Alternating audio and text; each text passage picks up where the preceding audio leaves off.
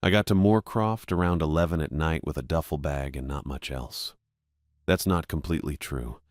I had my truck, a 2008 Ford Ranger that burned oil and made a sound like grinding teeth whenever I shifted into third. I had $463 in my checking account.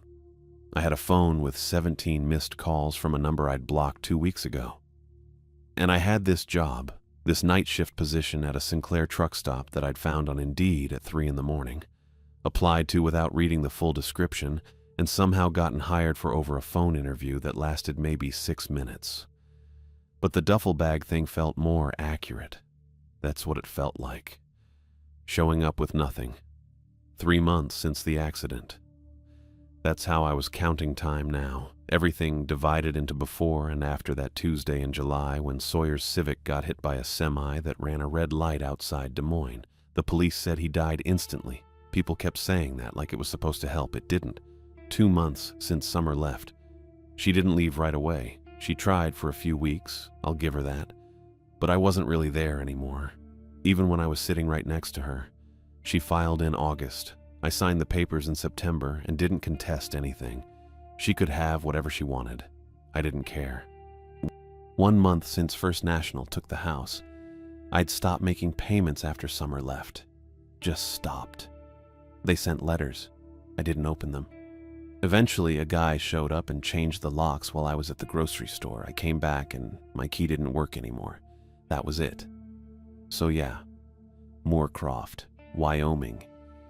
A town I'd never heard of until I Googled the address for this job. Population around 1,000, sitting right off Interstate 90 in the northeastern corner of the state. I'd driven 16 hours straight from Iowa, through Nebraska, and into Wyoming, watching the landscape flatten out and then crack open into something older, the kind of empty that makes you understand how small you actually are. The Sinclair station sat by itself about a mile off the interstate exit. I spotted it from the highway, this bright island of fluorescent light against all that prairie darkness. The sign was maybe 30 feet tall, the green dinosaur logo lit up but flickering, not in a regular pattern, just occasionally cutting out for a second or two before coming back. I pulled into the lot and killed the engine.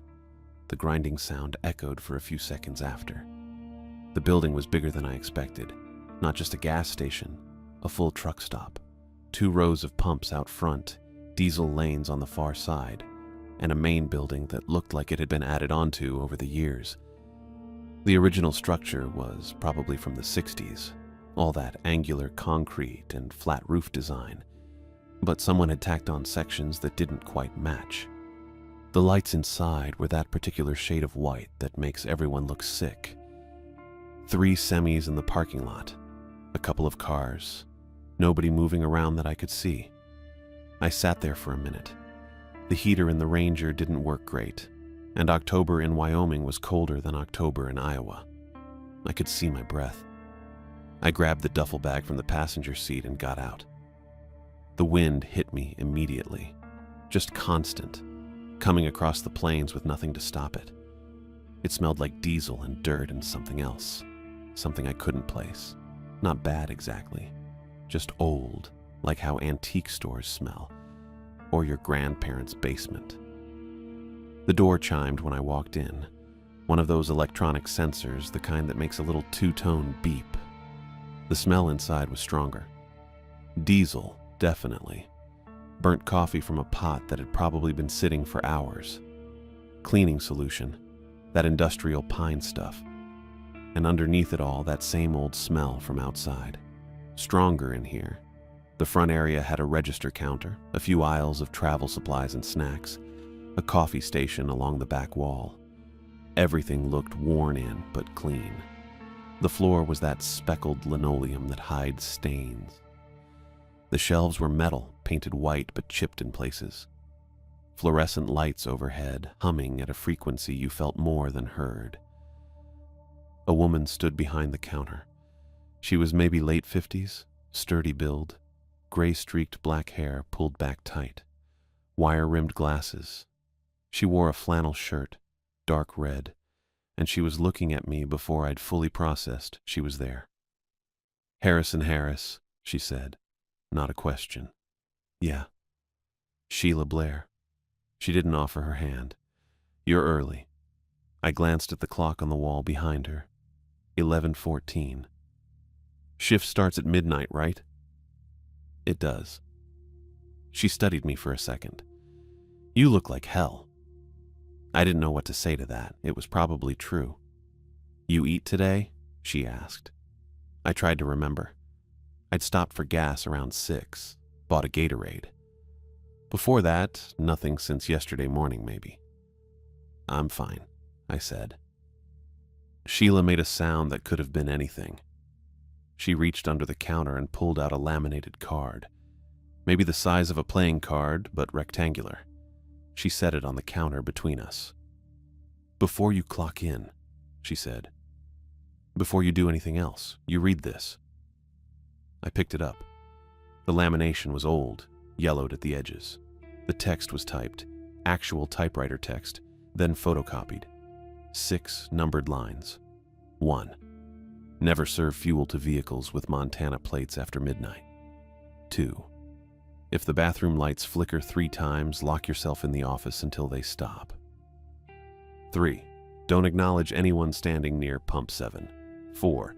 Never accept tips left in quarters, dated before 1970. 5.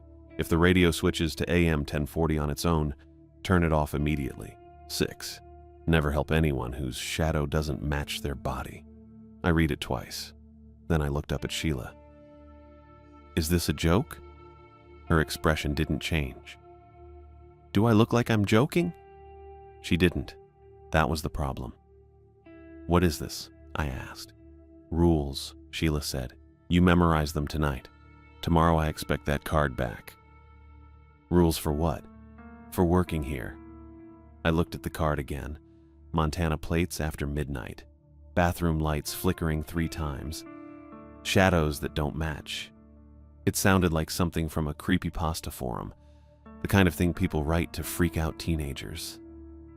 I don't understand, I said. You don't need to understand. Sheila's voice was flat, matter of fact. You just need to follow them. But what do they mean? Why would... Harrison. She said my name like she was stopping me from walking into traffic. I'm not explaining them. I'm telling you they exist. You follow them or you don't work here. That's it. The fluorescent lights hummed overhead. Outside, the wind pushed against the windows. I needed this job. That was the thing. I needed it because I had $463 and nowhere to go back to. I needed it because sleeping in the Ranger in Wyoming in October wasn't going to work much longer. I needed it because this was the only place that had called me back. The only place that hadn't asked questions about the gaps in my employment or why I was applying for night shift work in a town I'd never been to. Okay, I said. Okay, you'll follow them? Yeah. Sheila watched me for a long moment. Then she nodded once. Good. I looked at the card again. What happens if someone breaks them?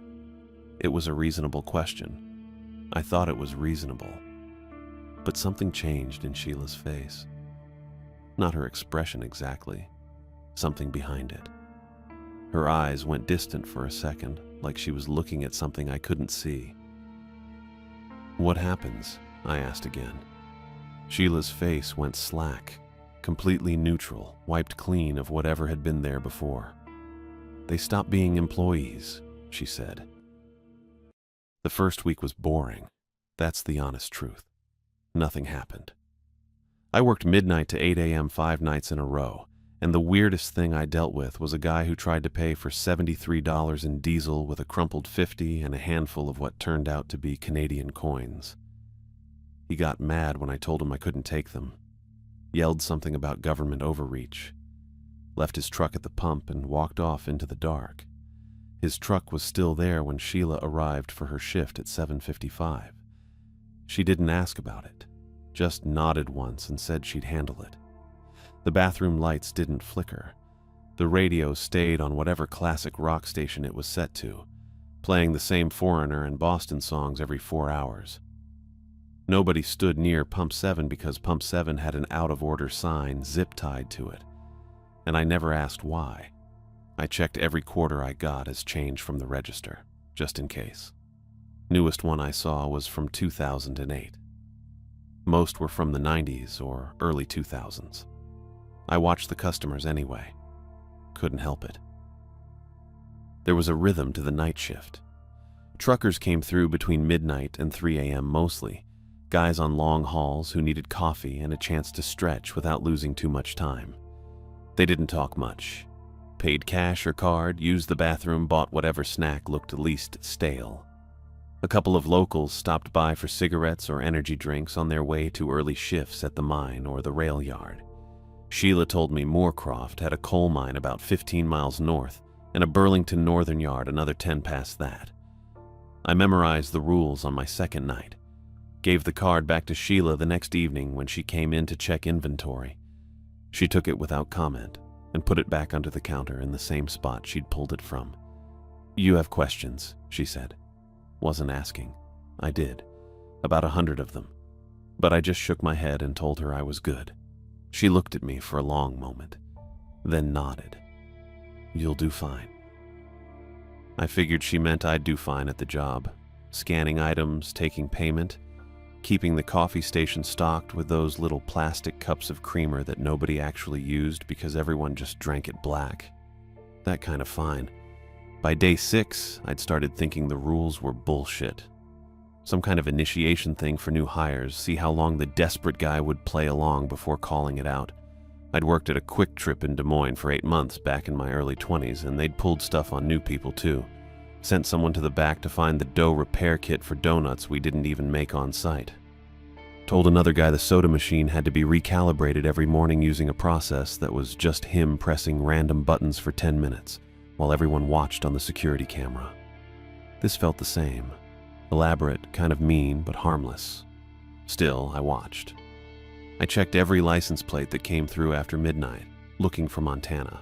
Saw plenty of Wyoming plates, green and gold with the bucking horse. Saw Colorado, South Dakota, Nebraska. One guy from Oregon, which seemed like a hell of a detour, but no Montana.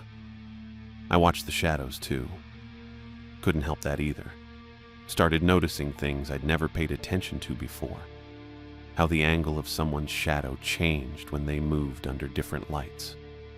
How some people cast longer shadows than others depending on where they stood. How my own shadow stretched toward the door when I stood behind the register because of the fluorescent panel directly overhead. It was stupid. I knew it was stupid. But I kept watching anyway. Day 7, nothing. Day 8 started the same. I clocked in at midnight, checked the coffee station, wiped down the counter even though it was already clean. Sheila had left everything perfect, the way she always did. Register drawer had the usual 200 in starting bills. Bathroom was stocked with paper towels and those industrial toilet paper rolls that could probably survive a nuclear blast. First customer came in at 12:32. Local guy, maybe mid-40s, bought Marlboro Reds and a Rockstar. Paid with a 10. I gave him his change, and he left. 12:43, a Honda Civic pulled up to pump 5. College-age kid looked dead on his feet. Prepaid $30 on a card, pumped his gas, drove off. Didn't even come inside. I was restocking the beef jerky display, the kind that comes in those big plastic jars that always smell faintly rancid no matter how fresh they are, when I heard the diesel engine, deep rumble, loud enough that I heard it over the classic rock station, which was playing that Steve Miller song about the Joker. I looked up through the front windows. A Peterbilt, dark blue, maybe black, hard to tell under the sodium lights in the lot. It rolled past the diesel lanes and stopped near pump 3. I put down the jerky jar and moved back to the register. The engine cut off. Driver's door opened. Guy who climbed down was maybe 50. Weathered face, the kind of deep tan that comes from years in the sun. Wore a denim jacket and a Broncos cap. Looked completely normal. Looked like half the truckers who came through here.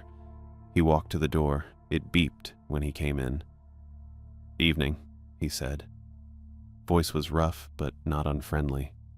"Evening," I said back. He walked up to the counter, didn't grab a coffee or look at the snacks, just came straight to me. Need to prepay for pump 3, he said. 50 should cover it. He pulled out his wallet. I glanced past him through the window at his truck, Montana plates, white text on blue. I could see the edge of the mountain graphic they put on them. My hand was already moving toward the register when my brain caught up. Montana plates. I looked at the clock on the wall above the coffee station. 12:47 a.m. After midnight, Rule 1. Never serve fuel to vehicles with Montana plates after midnight. I stopped. My hand hovered over the register keys. The driver was watching me. Patient. Waiting. I pulled my hand back. Sorry, I said. Can't authorize that pump right now. He tilted his head slightly. Something wrong with it? System error, I said. The lie came out smooth. Too smooth, probably. Register won't let me activate it. Been having issues all night. That part wasn't true. The register had been fine, but he didn't know that. Huh, he said. Just that. His expression didn't change at all. You could try pump 5, I said, or the diesel lanes on the other side. Pump 3's fine, he said. If it's just the system. Something happened then. Hard to describe. His face didn't move. His body didn't move. But something behind his eyes shifted, like when you're looking at someone through a window and they adjust a curtain you didn't realize was there. A settling. A clicking into place. Can't help you, I said, kept my voice flat. System won't authorize it. He looked at me for 3 more seconds, 4, 5. Then he nodded once. Appreciate you trying. He turned and walked back to the door. It beeped when he left. I watched him through the window. He climbed back into the Peterbilt, pulled the door shut. The engine started, except I didn't hear it start. The truck was running. I could see the exhaust, could see the running lights come on, but there was no sound. Not the diesel rumble, not the air brake hiss. Nothing. Complete silence. The truck pulled away from pump 3, rolled across the lot, and turned onto the access road leading back to the interstate. I watched until the taillights disappeared. My hands were shaking. I put them on the counter and pressed down until they stopped. It was 3:15 a.m. when I finally went to check the security footage. Sheila had shown me the system on my second night. 4 cameras, 1 covering the lot, 1 on the front door, 1 on the register, 1 on the bathroom hallway. Everything recorded to a digital system in the back office, kept for 30 days before overwriting. She said I probably wouldn't need it, but I should know where it was. I went to the office, a cramped room behind the bathroom hallway with a desk, a filing cabinet, and a monitor showing the 4 camera feeds in a quad split.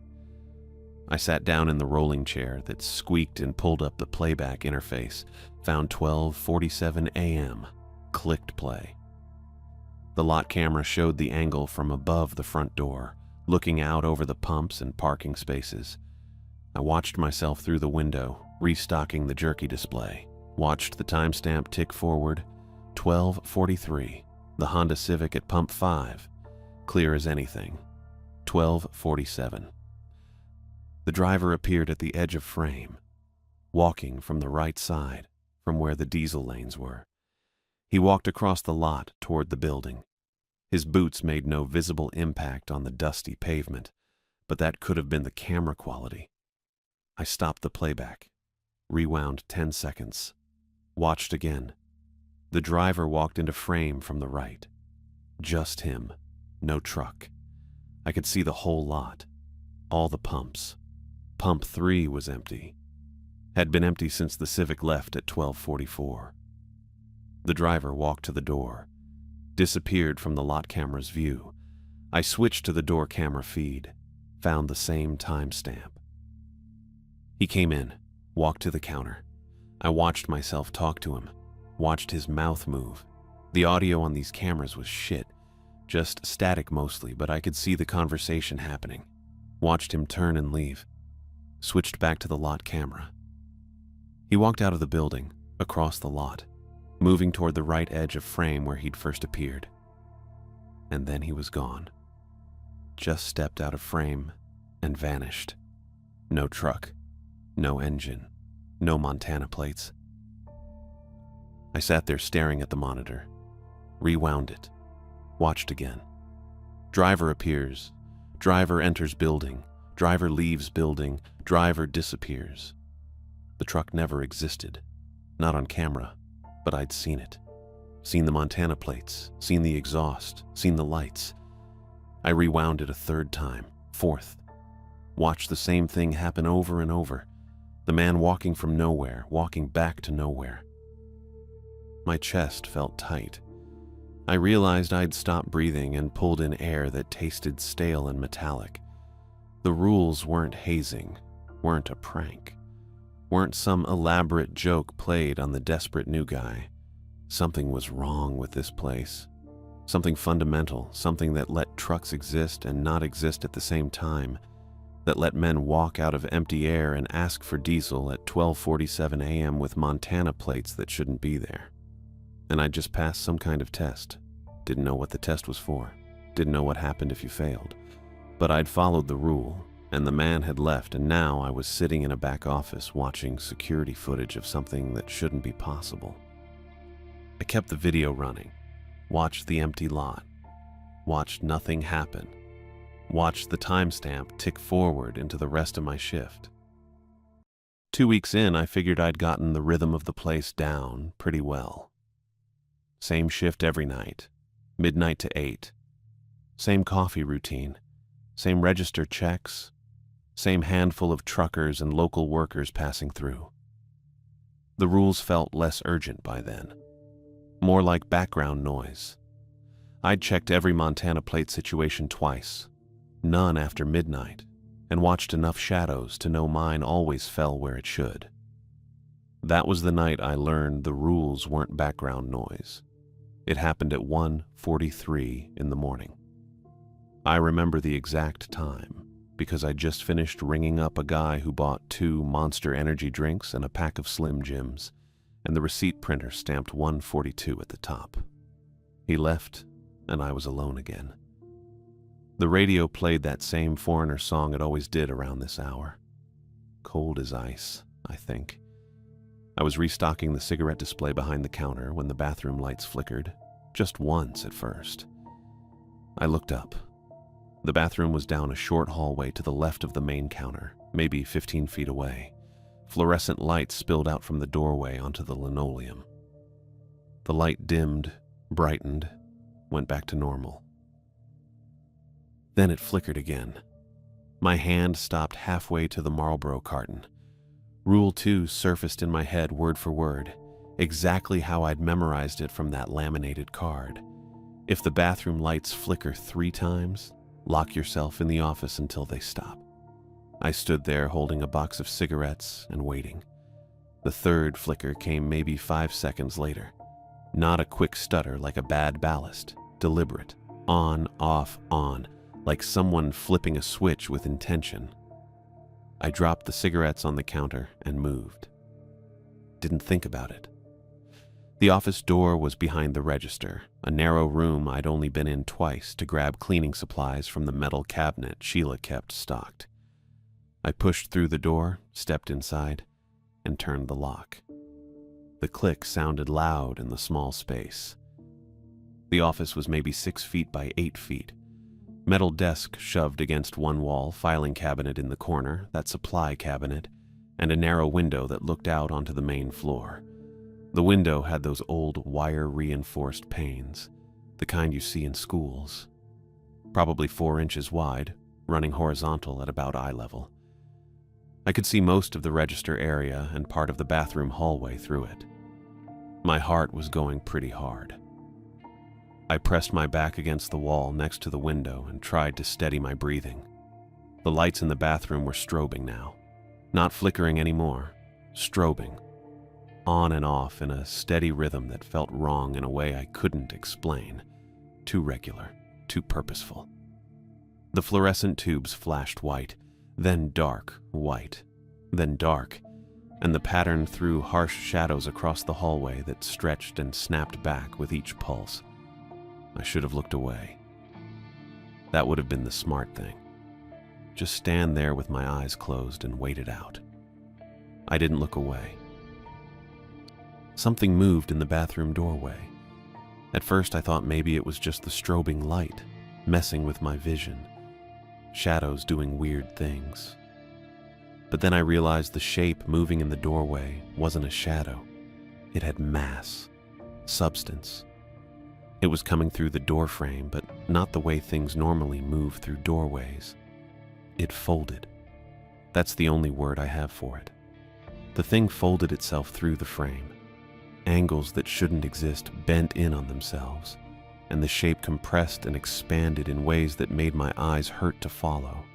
It moved like origami, like someone creasing paper and unfolding it again, except the paper was something solid and three-dimensional and absolutely should not have been able to do what it was doing. I pressed harder against the office wall. My heart hammered so loud I could hear it over the muffled Foreigner song still playing on the radio out front. The thing kept folding through the doorway, piece by piece, section by section. I couldn't make out details. Every time I tried to focus on one part of it, that part would fold again and my brain would slide off it like water off glass. The strobing lights made it worse. Each flash illuminated the thing mid-fold, freezing it in positions that violated every law of physics I understood. And I didn't understand much about physics, but I knew things weren't supposed to bend that way, weren't supposed to exist in multiple planes at once, weren't supposed to fold through space like reality was just a suggestion. I couldn't look away. I wanted to. I tried to make myself turn my head, close my eyes, focus on literally anything else. But my eyes stayed locked on that doorway and the impossible thing moving through it. My mouth had gone completely dry. I realized I was holding my breath and forced myself to inhale. The air tasted stale and metallic like the office hadn't been ventilated in years. The thing finished coming through the doorway. Or maybe it gave up. I don't know. It folded one more time and then it was just gone. Not gone like it walked away. Gone like it had never been there in the first place. The bathroom doorway was empty again, just harsh white light strobing onto linoleum. I stayed pressed against the wall with my pulse racing and my hands shaking. The office felt too small, like the walls were closer than they'd been a minute ago. I kept my eyes on that window, watching the bathroom hallway, waiting for the thing to come back. The strobing continued, on, off, regular as a metronome. I counted the flashes without meaning to. Lost count around 30, started over, lost count again. I checked my watch. 1:51, 8 minutes since the lights first flickered. That felt wrong. It felt like it had been longer, like maybe an hour had passed. But the watch face showed 1:51 and the second hand kept ticking forward in its normal rhythm. The light stopped at 1:54, no warning. They just went solid again, steady fluorescent white spilling out of the bathroom like nothing had happened. The strobing cut off mid-pulse, and the sudden stillness made my ears ring. I stood there for probably another 5 minutes, maybe 10. Rule 2 said to lock myself in the office until the lights stopped and they'd stopped, but I wasn't ready to unlock that door yet. My hands had stopped shaking, but my heart still felt like it was trying to break through my ribs. Eventually, I made myself move, turned the lock, opened the door, stepped out into the main floor. Everything looked normal. The register sat there with the cigarette cartons I'd dropped still on the counter. The radio played something by Journey now. The coffee station burbled quietly against the back wall. Through the front windows, I could see the parking lot, empty except for my Ranger and one semi parked way out by the diesel lanes. I walked to the bathroom hallway, stopped at the entrance. The lights inside were steady and bright, humming that same fluorescent hum they always did. I could see the sink, the paper towel dispenser, the 2 stall doors hanging half open. The mirror had cracked, not shattered. Cracked in a perfect spiral that started at the center and wound outward in a tight coil, the lines so precise they looked deliberate, intentional. The cracks caught the fluorescent light and threw it back in fragmented pieces.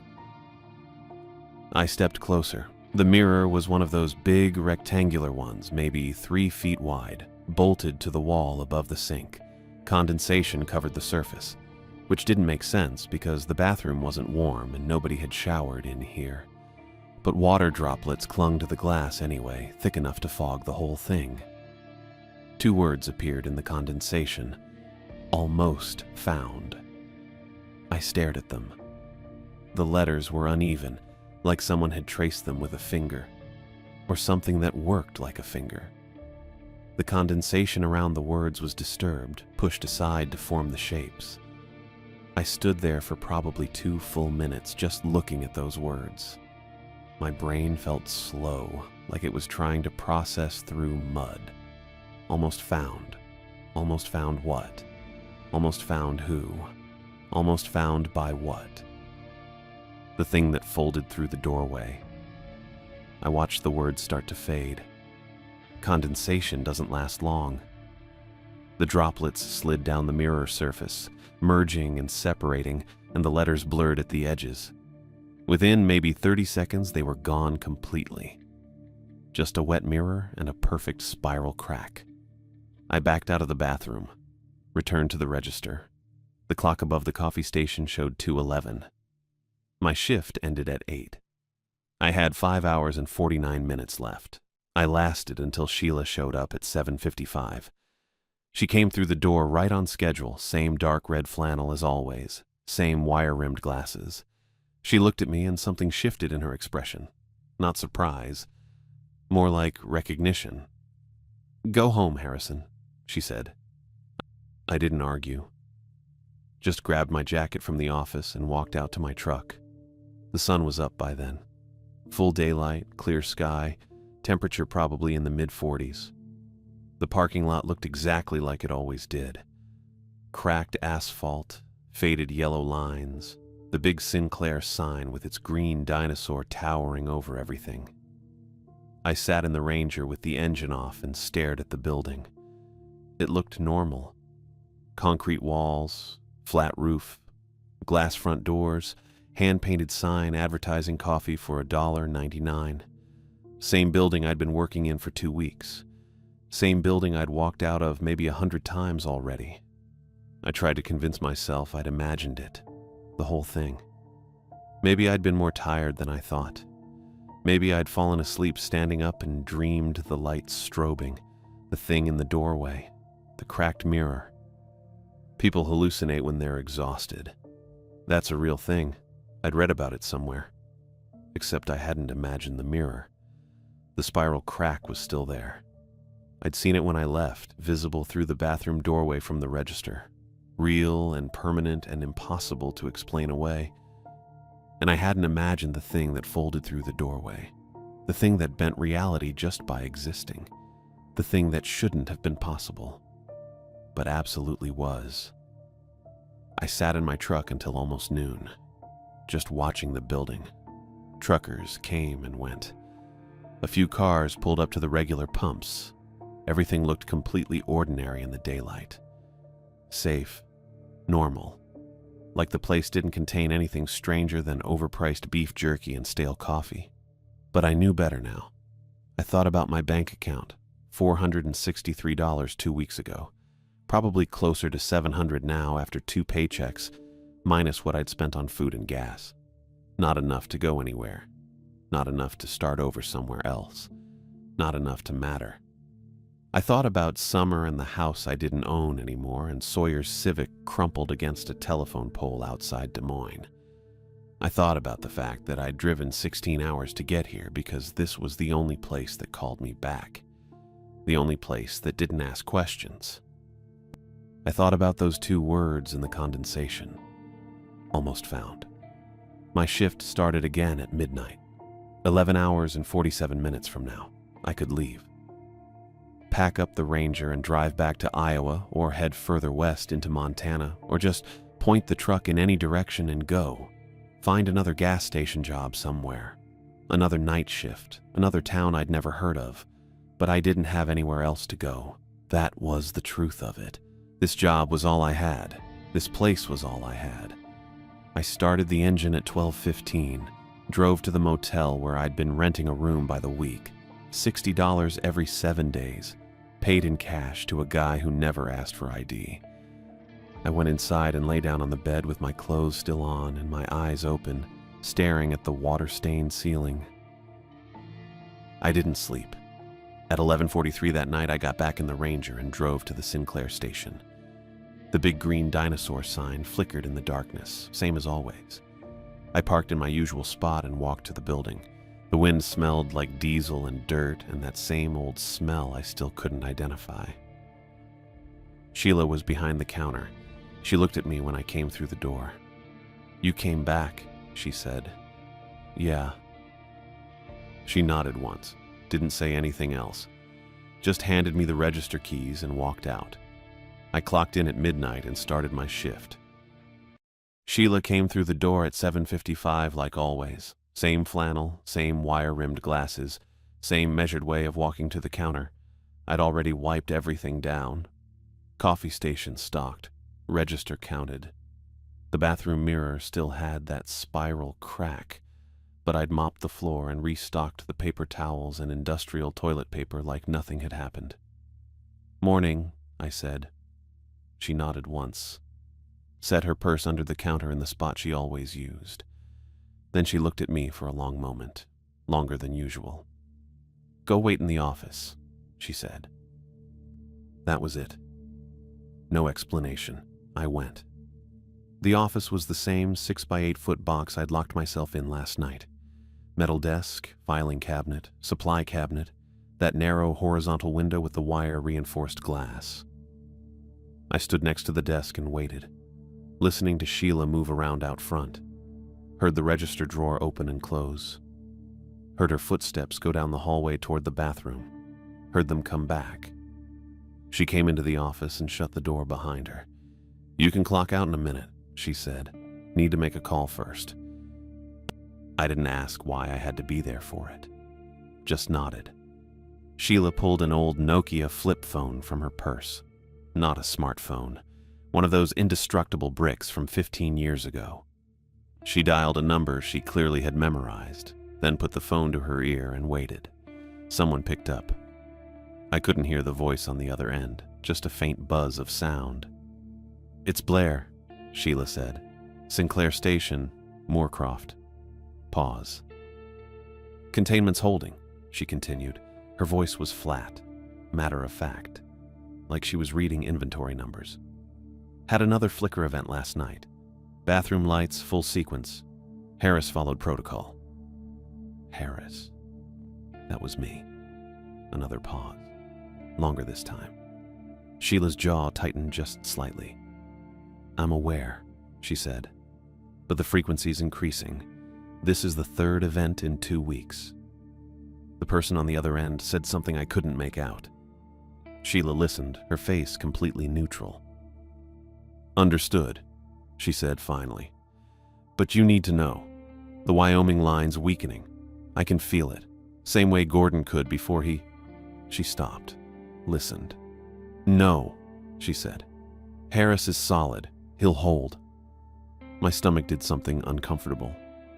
I kept my face blank and stayed still. Sheila said a few more words I didn't catch.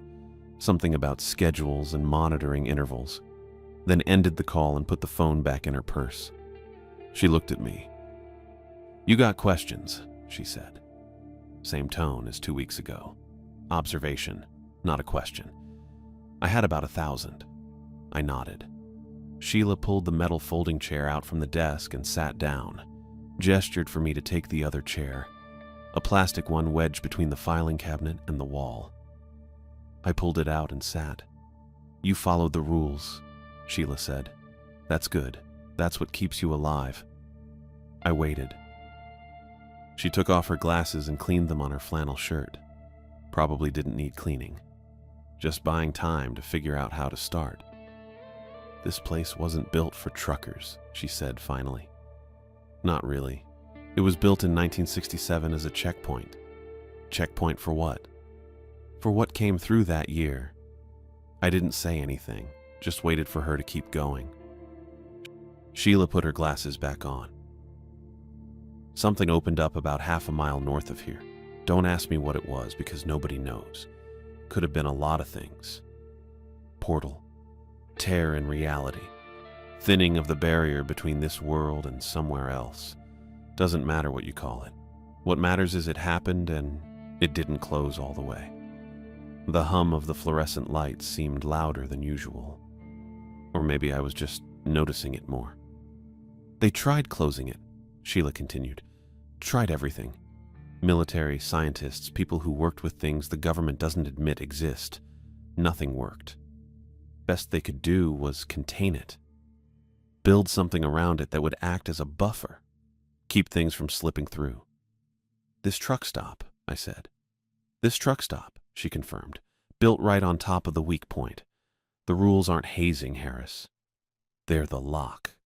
Each one corresponds to a specific type of incursion. My hands felt cold. I put them in my jacket pockets. Sheila leaned forward slightly. The Montana plates, those mark vehicles that exist in both realities at the same time. Serve them fuel after midnight, and you're feeding something that shouldn't be here. Strengthening its presence. The bathroom lights flickering 3 times means something's pushing through from the other side, testing the barrier. That's why you lock yourself away until it stops trying. The quarters dated before 1970.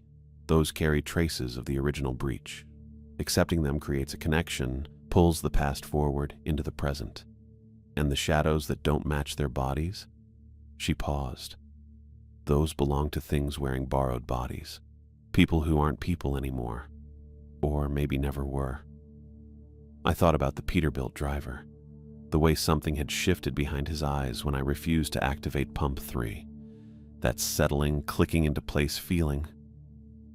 What about Pump 7? I asked. Same principle, different incursion type. You don't need the details on all of them. Just need to follow the rules. And the radio switching to AM 1040? Sheila's expression didn't change, but something in her eyes went distant for half a second. That one's for if they start broadcasting, she said. Hasn't happened in 8 years. Hope it stays that way. I processed that, filed it away with everything else. The thing in the bathroom last night, I said. The spiral crack in the mirror. The words in the condensation. It was looking for a way through, Sheila said simply. Didn't find one because you followed protocol. Locked yourself away, didn't engage, didn't give it an anchor point. That's what the rules do. They remove anchor points. Remove ways for things to attach and pull themselves into our reality. She said it so calmly, like she was explaining how to restock the coffee station. I sat there and let her words settle, tried to make them fit with everything I'd seen. The truck driver who'd driven away without his $50. The bathroom lights strobing. That thing folding itself through the doorframe in ways that shouldn't have been possible. How many people know about this? I asked. Enough, Sheila said. Not many. There's a network, stations and checkpoints across the country, all built on weak points, all staffed by people who follow the rules and don't ask too many questions. You're part of that now. And if I quit? She looked at me steadily. You won't. You don't know that. I do, she said. Because you got nowhere else to go, and because you're the type who follows rules even when you don't understand them. That's why you got hired. That's why I didn't fire you when you showed up looking like death and smelling like you'd been sleeping in your truck. I didn't argue. She was right. Sheila stood up. The original owner, the person I just called, he oversees this region. Makes sure containment holds. Makes sure the right people are in the right positions. You don't need to worry about him. Just need to do your job and follow the rules. What happened to Gordon? I asked. The guy she'd mentioned on the phone. The guy whose name had come up before as a warning. Sheila's face went neutral, completely flat. He stopped following the rules, she said. Thought he knew better. Thought he could negotiate with what's on the other side. And And now there's a standing order to never open the door if someone matching his description shows up asking to be let in. She said it without emotion. Even if he's bleeding, even if he's begging, especially if he's begging. The fluorescent lights hummed. Outside, a truck engine started up. Normal sounds. Ordinary sounds. This place is a checkpoint, Sheila said again. A barrier. And the barrier's weakening. Same as the Wyoming line. Same as a dozen other sites across the region. The frequency of incursions is increasing. 3 events in 2 weeks when we used to go months between them. That's why I needed someone solid. Someone who'd follow the rules no matter what. I looked at her. You're saying this is going to get worse.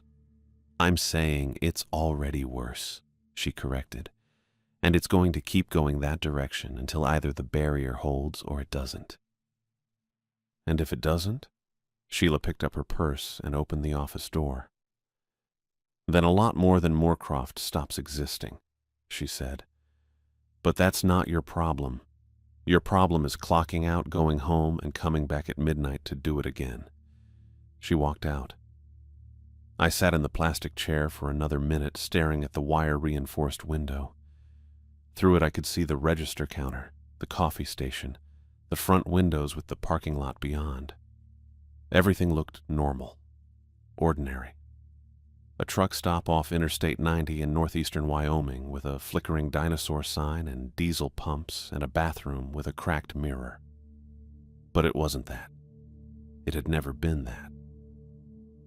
I'd been hired not as an attendant but as a guard, positioned at a barrier between worlds that was beginning to fail. The rules weren't arbitrary. They were the lock, the only thing keeping something vast and hungry on the other side of a weakening line.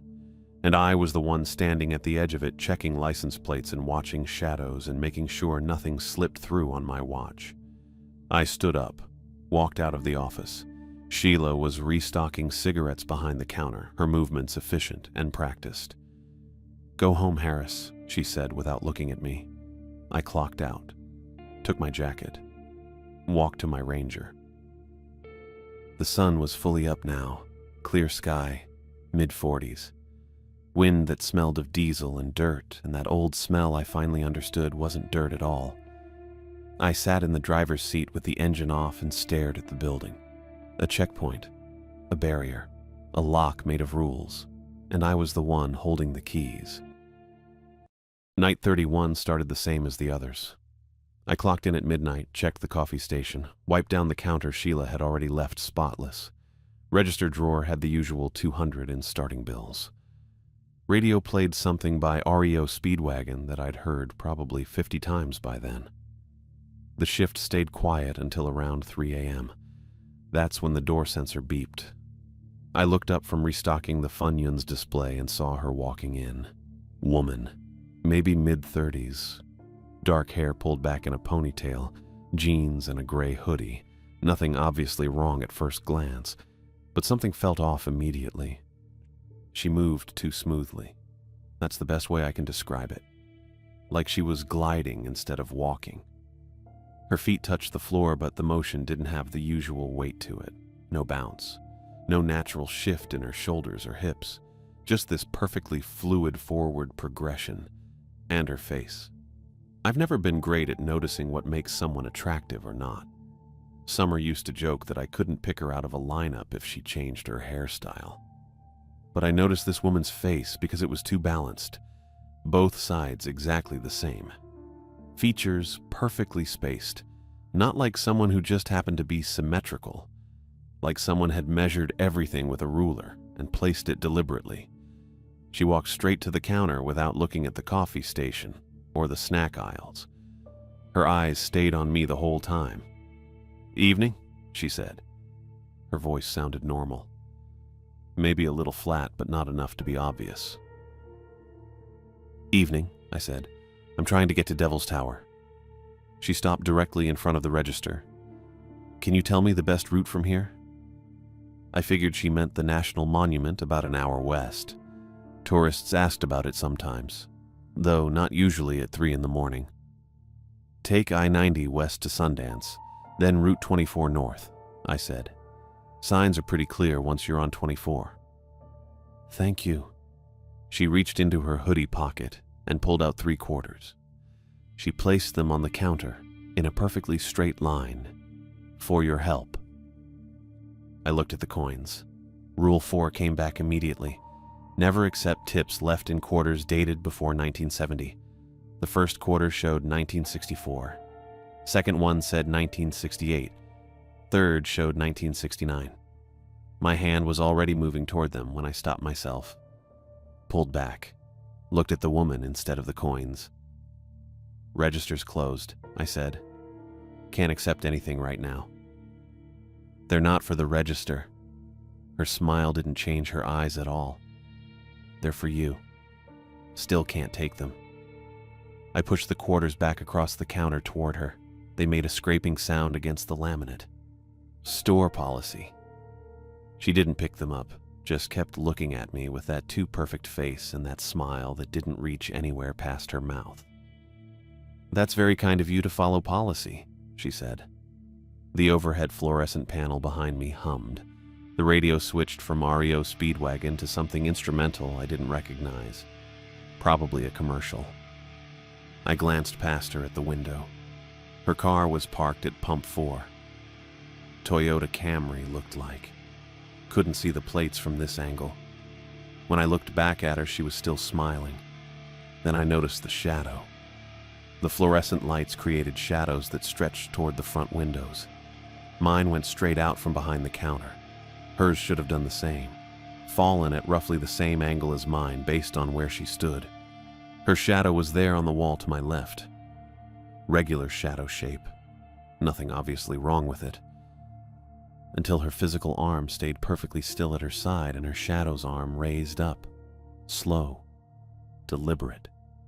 The shadow arm lifted until it pointed directly at me. I kept my eyes on the woman. Didn't look at the shadow again. Didn't acknowledge what I'd just seen. Rule 6.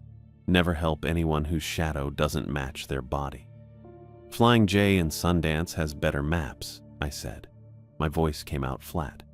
They can give you more detailed directions. You've been very helpful already. Her smile stayed exactly the same. Her real arm still hadn't moved. Are you sure you won't take the quarters? Positive. That's a shame. She turned and walked toward the door. Same two-fluid motion, same perfect glide, but her shadow didn't turn with her. It stayed on the wall for another 3 seconds, maybe 4. Just standing there in profile, that arm still raised and pointing at where I stood behind the register. Then it slid across the wall toward the door. Not walking, sliding, like it was being pulled on a track. It passed through the door frame and disappeared. The woman was already outside by then, getting into her Camry. I watched through the window as she started the engine and pulled away from the pump. She didn't stop for gas. Just drove straight out of the lot and turned onto the access road heading back toward the interstate. I stood behind the register for probably 10 minutes after that. Just stood there. The quarters were still on the counter in their perfect line. I didn't touch them. Eventually, I went to the supply closet and got the dustpan and hand broom we used for broken glass. I swept the quarters into the pan without touching them with my hands, then dumped them into the trash can under the counter. Tied off the trash bag. Took it outside to the dumpster behind the building, even though we usually waited until end of shift for that. The wind was blowing hard. Cold enough that I should have grabbed my jacket, but I hadn't.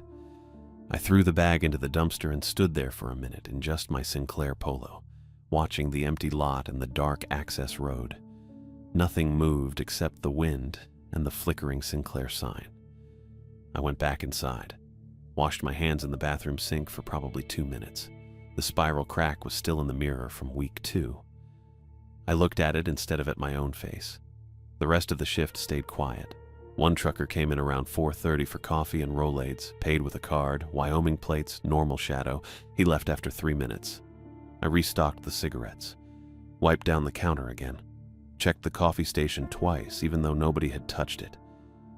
When Sheila's truck pulled into the lot at 7:55, I was still behind the register.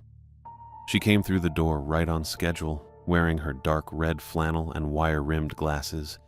She looked at me, stopped, put her purse down on the counter. "You're shaking," she said. I looked at my hands. She was right. I hadn't noticed. "Office," she said. "Now."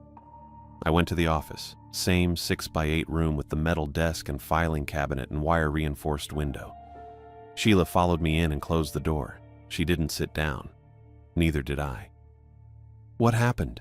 she asked. I told her. The woman at 3 a.m., the quarters, the shadow that didn't match, how long it stayed after she left. Sheila listened without interrupting. When I finished, she took off her glasses and cleaned them on her shirt. That thing she did when she was thinking. "You followed the rules," she said. "Yeah, good." She put her glasses back on, looked at me for a long moment. "You need to know something." I waited. "When they first opened the breach in 67, 14 people died before we figured out the containment protocol." Her voice stayed level, matter of fact. "Not workers here, researchers, military personnel, the people trying to close it. They died because they didn't understand what they were dealing with, didn't know the rules yet." She leaned against the desk. "The things that come through, they exist in spaces we don't, between radio frequencies, in reflected light, in the gaps between what we see and what's actually there. Most people go their whole lives without seeing them because they're not looking in the right places, or the wrong places, depending on how you think about it. But I saw it," I said. "You work here. You know the rules. That makes you aware." Sheila's eyes stayed on mine. "And once you see them, they see you." The office felt smaller than usual. The fluorescent hum seemed louder. "The rules protect you," she continued. "They're not just guidelines, they're barriers. You follow them. You don't give these things an anchor point. You don't engage. You don't accept what they offer. You stay on this side of the line." "What happens if I leave?" I asked. The question came out before I really thought about it. Sheila's expression didn't change. "You leave, you lose the protection. The rules work here because this place is the containment, the checkpoint. You're inside the barrier. Step outside it, go back to wherever you came from, and you're just someone who's seen things they shouldn't have. Someone who's been marked as aware. And they'll find you." She said it simply. No drama, just fact. Maybe not right away, maybe not for months. But they know you now. They've seen you see them. Eventually, they'll come looking. I thought about my Ranger in the parking lot, about the $463 I'd started with that had turned into maybe $2,000 by now, about driving back to Iowa or heading to Montana or going literally anywhere else, about nowhere to go and nothing left behind me anyway. "So I'm stuck here," I said. "You're protected here," Sheila corrected. "There's a difference." She picked up her purse and opened the office door. "Go home. Sleep if you can. You're back at midnight." I nodded. She paused in the doorway. "Harris?" "Yeah?" "You did good tonight. Followed the rules exactly right. That's why you're still standing here." She adjusted her glasses. "Keep doing that." Then she walked out to start her shift. I stood in the office for another minute. Then I got my jacket and left. Sheila told me about Gordon on a Tuesday morning after my shift.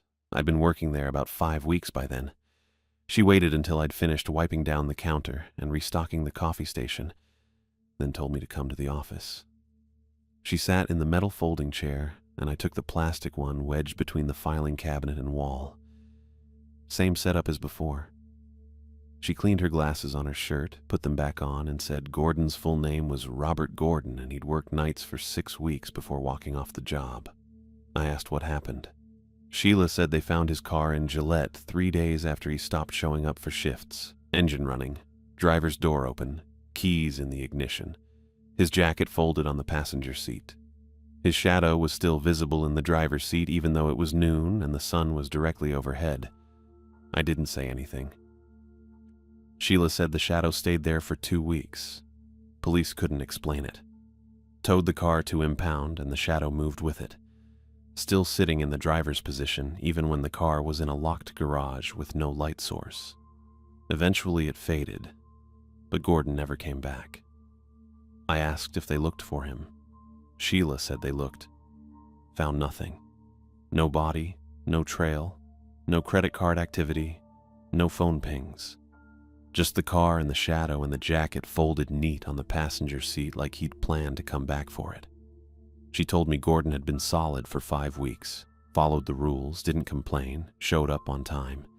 Then something changed during week 6. He started asking questions about the barrier, about what was on the other side, about whether the entities could communicate. Sheila warned him to stop asking and just follow protocol. Gordon said he understood but kept asking anyway. On his last shift, he called Sheila at 4 a.m. and told her he'd figured out how to talk to them. She told him to lock himself in the office and wait for her to arrive. He said he didn't need to hide anymore because they'd promised him answers. That was the last anyone heard from him. Sheila looked at me for a long time after she finished.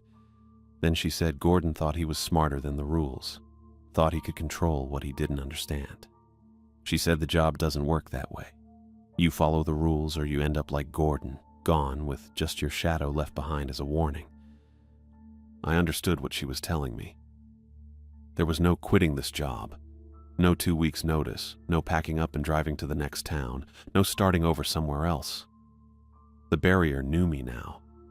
The entities had seen me. I'd locked myself in the office while bathroom lights strobed. I'd refused quarters from a woman whose shadow didn't match. I'd turned away a driver with Montana plates after midnight. I was part of the checkpoint now, part of the containment system. I had $463 when I arrived in Moorcroft. I had maybe $1,500 now after 2 months of paychecks and cheap motel rent, enough to drive somewhere else and find another job, probably. Except I couldn't. Not really. Sheila didn't say I was stuck here, didn't threaten me, or lock the doors. She didn't have to. I knew what I knew. I'd seen what I'd seen. And leaving meant stepping outside the rules, outside the protection, outside the barrier that kept me on the right side of the line. So I kept working. Every night, midnight to 8. I clocked in, checked the coffee station, verified the register drawer, stocked the bathroom. I watched for Montana plates and checked every quarter that came through as change. I kept my distance from pump 7 and monitored the bathroom lights for flicker patterns. I observed shadows constantly, their angles, their lengths, whether they matched the bodies casting them. The rules stopped feeling like a list I'd memorized. They became instinct, automatic. I didn't think about checking plates anymore, I just checked them. Didn't consciously track shadows, my eyes just went there on their own. The laminated card was still under the counter in Sheila's usual spot, but I hadn't looked at it in weeks. Didn't need to. The rules were in my head now, wired into my nervous system the same way breathing and blinking were. I started noticing things Sheila never mentioned, small details.